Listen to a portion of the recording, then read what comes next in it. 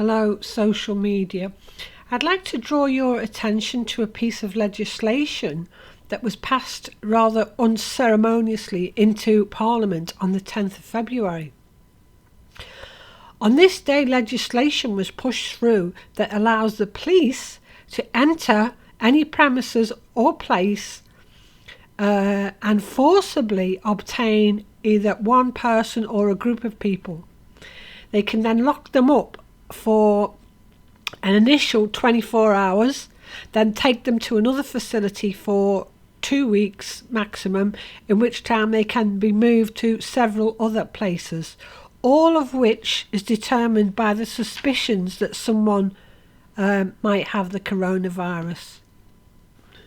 This legislation has been passed in England only.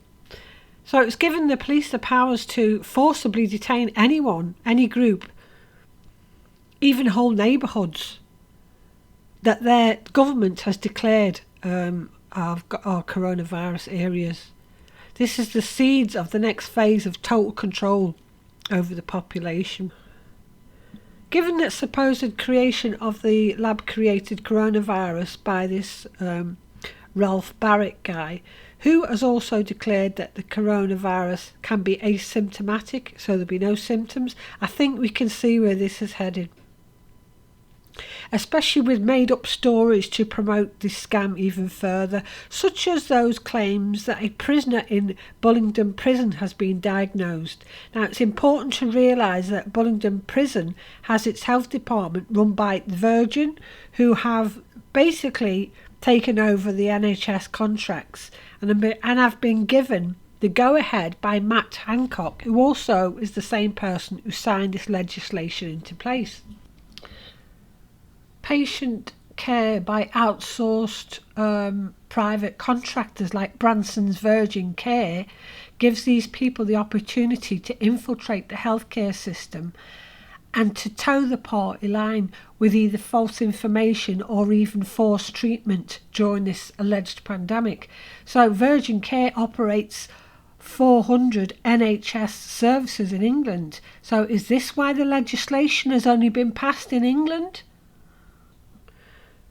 Branson is also linked to Garvey, who set the prices for vaccines, and he's teamed up with others on vaccine drives.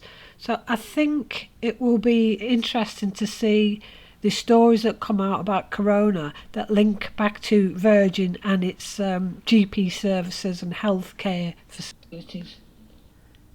As for the little prat that is Matt Hancock, the ex-Bank of England economist, who has signed this legislation into Parliament. This is the same man who was in charge of the Department of Commerce, Media and Sport, which was changed to change its name to Digital Commerce, Media and Sport quite recently. And he's the same person who's behind the 5G agenda as far as the funding went. Now, we can see once again this revolving door of eugenic pushers being put in control each step of the process.